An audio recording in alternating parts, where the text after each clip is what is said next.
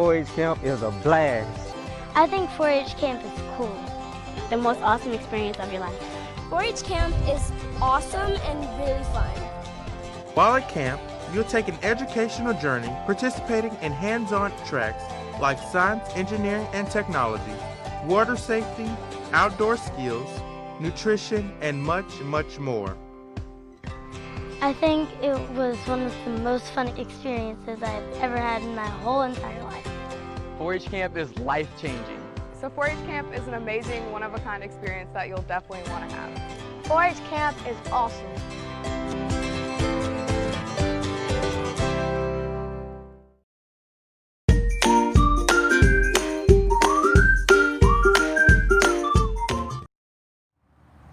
Hey everybody, so I'm Mr. Adam. I'm your 4-H program coordinator here at Camp Grant Walker. So we're going to be starting up our Louisiana 4-H virtual summer camp program this week, and we're really excited that you guys are going to join us. So today we're going to be starting our Outdoor Skills mini-series. This series is going to be releasing lessons throughout the months of June and July on a wide variety of topics.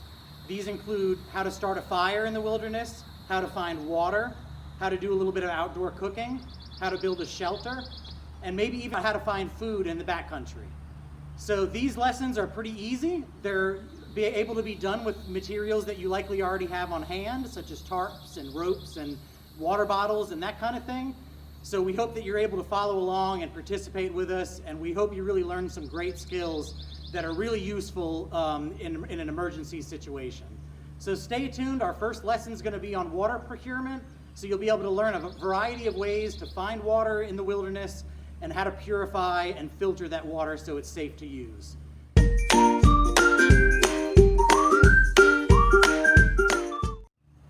Okay guys, so in today's water procurement lesson, we're going to be learning 3 methods to collect water in the wilderness.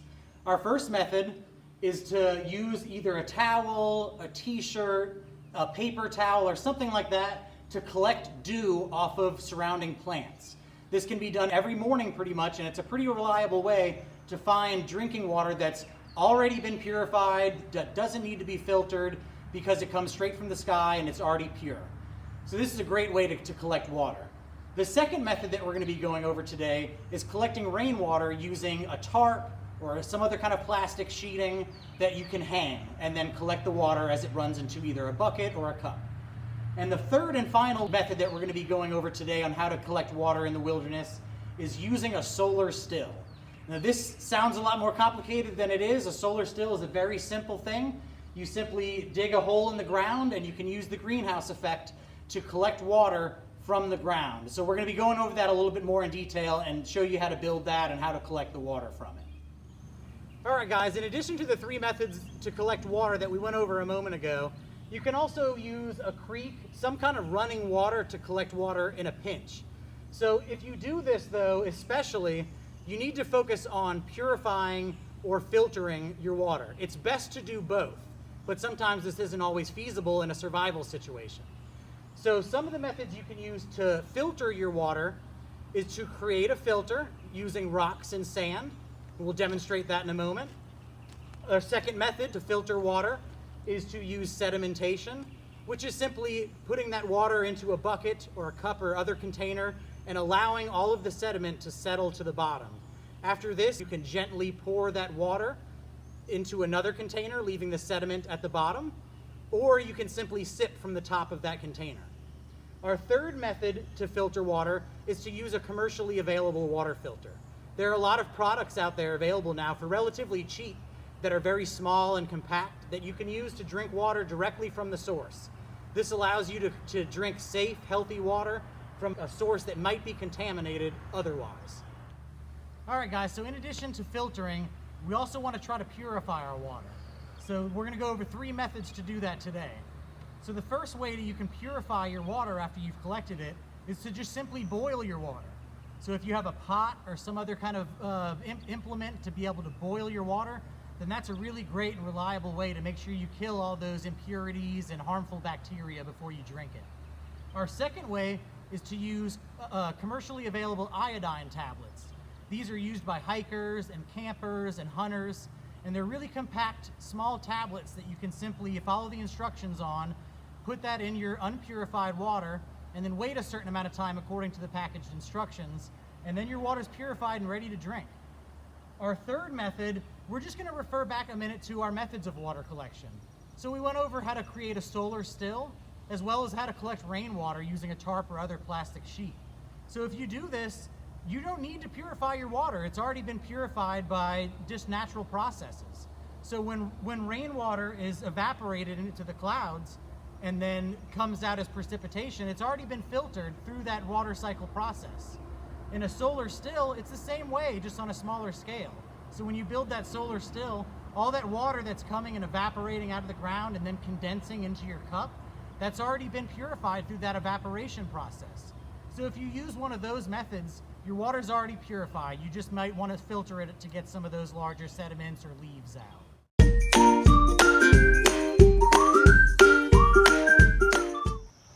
All right, welcome back everybody. So today, you may not be able to see it very well, but it's a pretty foggy morning. And not only that, but it also rained a little bit last night.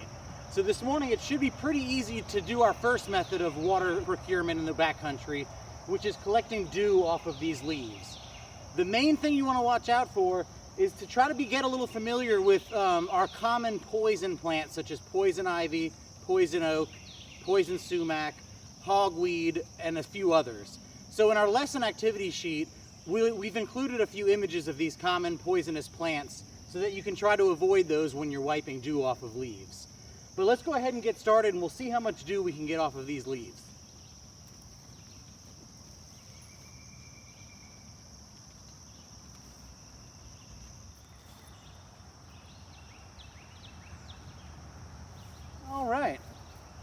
All right, as you can see, this might not be the fastest method to collect water in the backcountry, but again, it's reliable, the water's clean and pure, unless it's been really sitting in a spot on the plant that's really kind of stagnant, such as in between the stem and the base of the leaves. So you want to avoid some of those areas if they look like there might be a lot of bugs in those. But if you stick to the surface of the leaves, it might take a little while, but again, it's pure, you don't need to filter it, you can drink it straight away. So this is just an example of how much we gather in about 5 or 10 short minutes here. So again, this might not look like a lot of water, but if you're in the backcountry in a survival or emergency situation, this could be the difference between life and death. So you really want to pay attention to this great method to collect water in the backcountry. So let's go ahead and move on to our second method. All right guys, now we're here at our second method of water procurement in the wilderness. So our first method, we went over how to collect dew from leaves in the morning. This second method is how to collect rainwater using a tarp. You can also use some other kind of plastic sheeting, maybe even some big broad leaves that you might find in the backcountry. Anything that water can easily run off of. So this is just an example of how you can hang your tarp. Essentially, you basically just want one of your corners to be much lower than the rest so that water can easily and quickly run off of it. Then you may need to put a weight or some kind on that corner so that it really has a point where all of the water collects and runs off of. That way you can put something like a pot or a jar or some other container, a tub, to collect that water at that point that it runs off of. So we'll just go ahead and demonstrate, since it's not raining right now, and pour some water up here. And you should be able to see it run off and into the pot, at least most of it. So let's go ahead and test it out.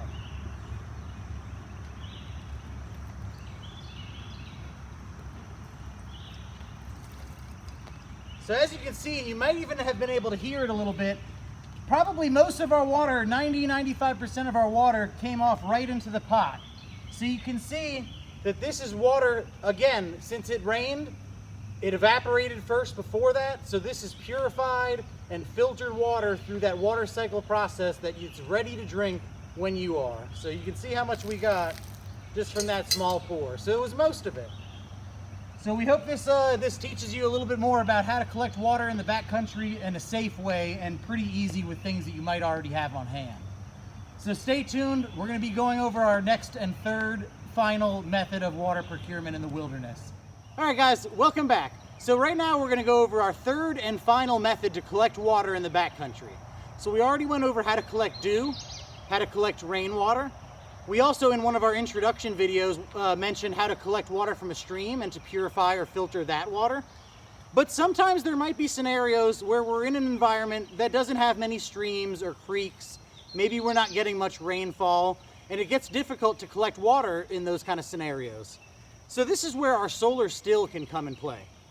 So a solar still is basically something that you can use to collect water in a wide variety of environments. You can use this to collect water in the desert sometimes, but it's a really useful way to reliably, albeit slowly, to collect water a little bit while you're in the backcountry. So once you've dug your hole, essentially what you'll need is a plastic sheeting. It has to be just some kind of transparent sheet you get from possibly something you purchased or another product.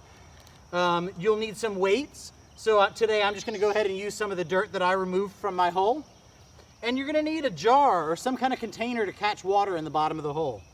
So basically the way this works is first you'll put your container or your jar in the very bottom center of the hole. You'll then lay your plastic sheeting over the hole and weigh down the corners with whatever weights you got on hand. This could be rocks. I'm going to go ahead and use the dirt from our hole, but anything that has a little bit of weight will work. So as you can see, that's pretty tight. That's tight enough. So then you're going to want some sort of weight to set right in the center. Another small rock works as long as it's not too heavy.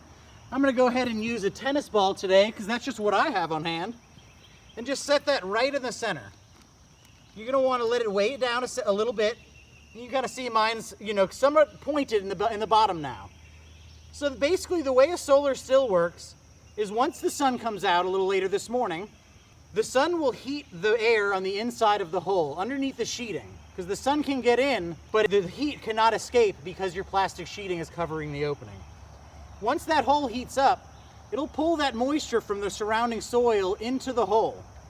When that happens, that moisture is going to want to evaporate out of the hole, but because the plastic sheeting is in place, it will condense onto the bottom of that sheeting into water droplets. When that happens, because of your small weight in the center and the way your plastic sheeting is somewhat pointed on the bottom, that condensation will bead and roll to the center point of the bottom of your sheeting. Once enough of it collects there, it will drip into your container that's at the bottom center of your hole. Now this might not be a very fast method to collect water, but it's very reliable, and like we mentioned, it can be done in a wide variety of environments and extreme conditions. So this is a great method to learn in order to collect water in the wilderness. So go ahead and try this out on your own. Let us know how it worked out for you, maybe what other materials you used. Post in the comments how much water you were able to collect. Did you fill your container? So go ahead and try this out and let us know how it goes for you. And stay tuned next because we're going to move on to our 3 methods of water purification. Thanks, guys.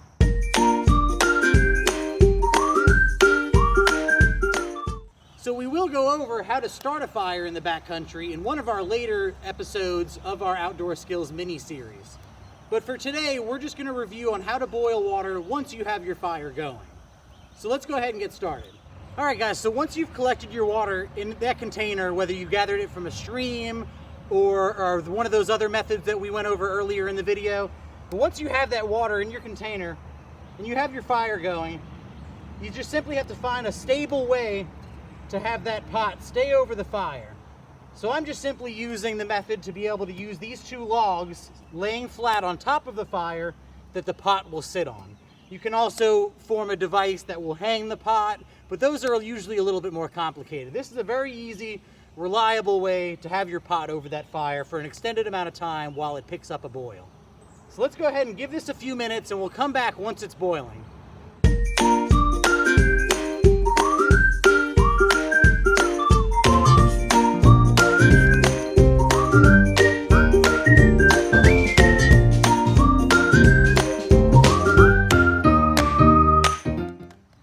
Alright guys, as you can see, our water has started to boil.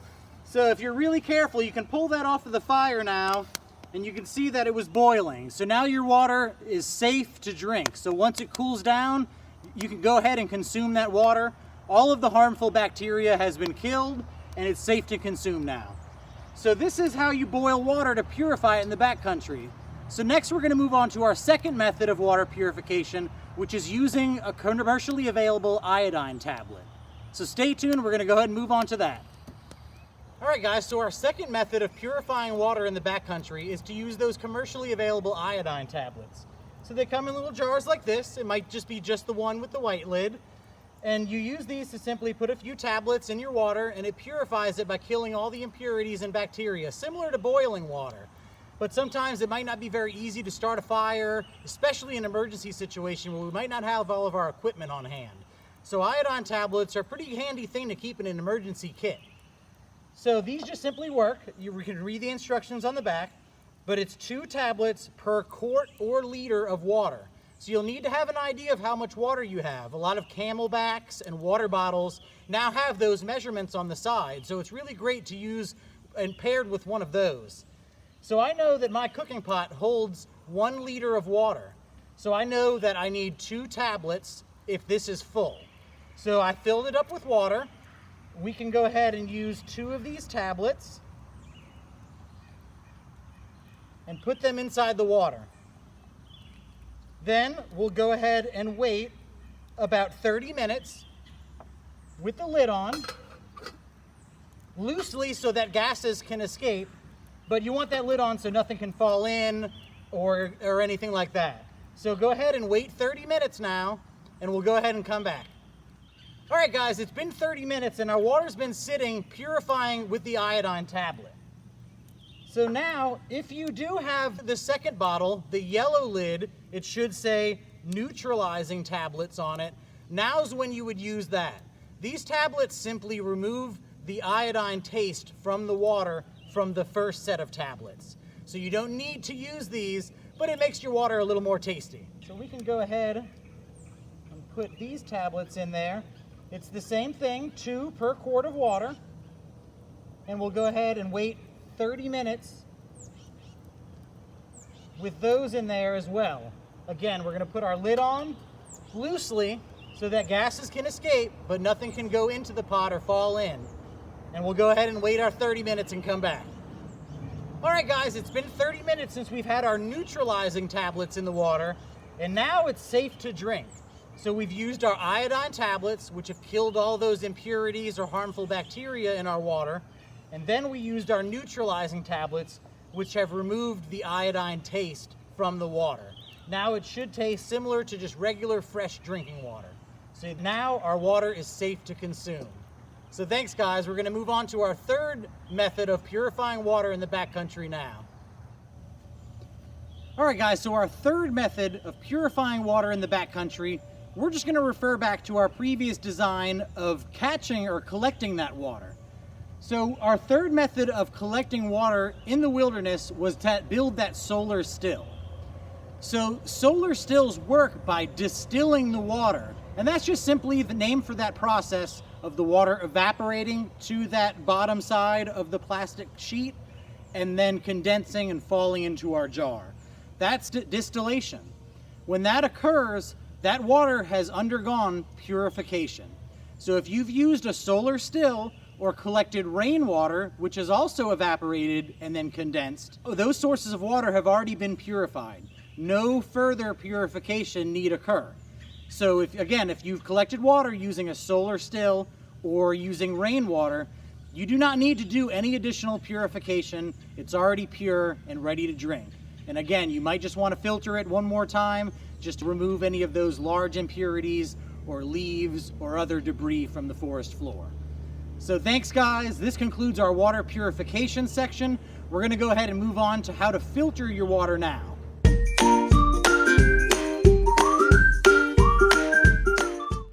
All right, guys, so right now we're going to go over our first method of filtering water in the backcountry. So our first method is to build a simple water filter using either a plastic water bottle, some other container that can have an opening on the top and the bottom to act as sort of a funnel. You'll also need either a paper towel or a piece of your t-shirt in an emergency situation or something like that to place at the bottom.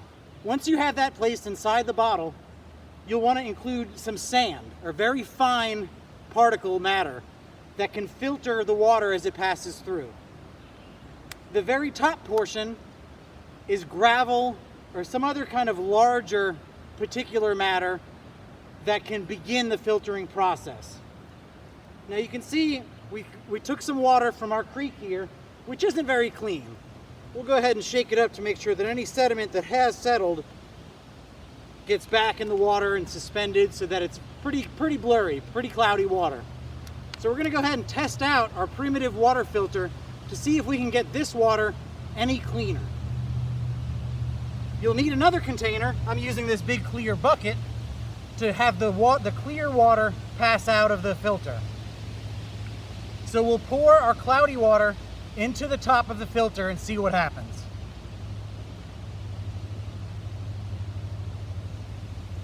Now it may take a moment for it to begin draining out the bottom, so you might need to be a little patient and allow the water some time. So as you can see, our water is flowing out of the bottom now as it passes through our water filter. Now just to prove that this works a little better, we're going to make sure we swirl up all of that sediment that's at the bottom of our initial water container to make sure that we pour that through the filter as well. All right, that's all of our water. So we'll wait for the rest to drain through the water filter. Our set instructor, Mr. Jeremy, will be doing a whole lesson on water filters, how they work, what you can make them out of, as well as comparing some different designs in our lesson this coming Tuesday. All right, most of our water has drained through. We'll give it a couple more seconds to make sure it's all through and in our third bucket. All right, slowing down. That looks to be all of our water. So we'll go ahead and put our filter to the side. Try not to spill out all your material in case you need to use that filter again. And I'll bring this up pretty close so you can see it. But as you can see, that water is much clearer. It's not perfect, but it's much clearer than the water we began with. So filtering your water is a great step in the purification and filtering process to make sure that all those large particles and those larger harmful bacteria are able to be filtered out. Now, most bacteria, as we mentioned, will need to be purified as well. We've got two more methods of filtering water, so stay tuned. Our second method, sedimentation, is next. All right, guys, so our second method to filtering water in the wilderness is to use a process called sedimentation. Now, this sounds a little more complicated than it is. Sedimentation just simply means when you place some sort of murky water source into a container or jar or other thing. I'm going to go ahead and just use a glass container so you can see the process. But when you put that murky water source in here, that's filled with all kind of sediment and impurities that are suspended throughout that substance. When you place that into a jar or container and simply leave it for an extended amount of time, sedimentation will occur. And that just simply means all of those suspended sediment particles will fall to the bottom of the container, sinking, and will cover the bottom surface of the container. Once that happens, the rest of the water, you can see very clearly, will clear up and not have as many of those suspended particles in it anymore. Once that takes place, you can go ahead and either pour off the clear water on the top into another container or just simply sip the clearer water from the top surface of the substance. So we're going to go ahead and demonstrate that now using some water from our creek, and we'll see the whole process take place of sedimentation.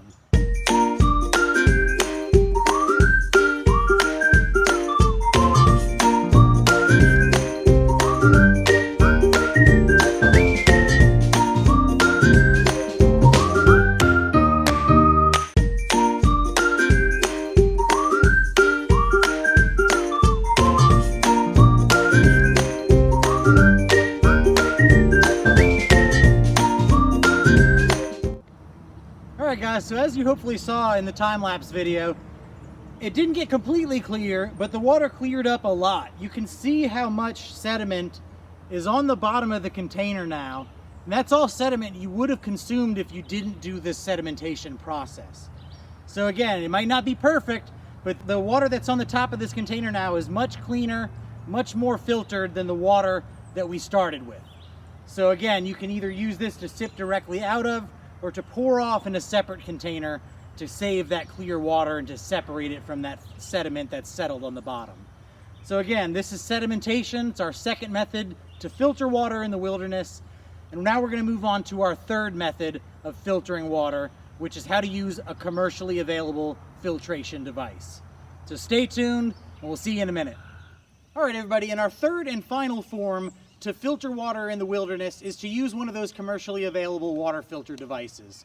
And like we mentioned before in our introduction, they're small, compact, about the size of a straw, a little bit thicker, and they can be used to simply drink water directly from the source. Ideally, that should be one of those moving water bodies such as a stream or a creek, but those devices can even be used in a pinch out of one of those more stagnant bodies of water such as a pond or a lake. So again, you should try first to find one of those running, moving bodies of water. They're often less contaminated than a pond or a lake, and use those first. But otherwise, you can still use those commercial water filters out of a pond or a lake. So that's our third and final form of water filtration. All right, guys, well, today we went over 3 ways to gather water in the backcountry, 3 ways to purify that water, and 3 ways to filter that water. We hope these skills come in handy for you, but we hope you never have to use them. This is a great way to practice for that emergency situation, and every year there are some 4-H members that end up having to put these skills to use to survive in the wilderness. So we hope you paid attention, learned these skills, and had a little bit of fun while we're doing it. So stay tuned for our next lesson in the Outdoor Skills mini-series, and we'll see you then.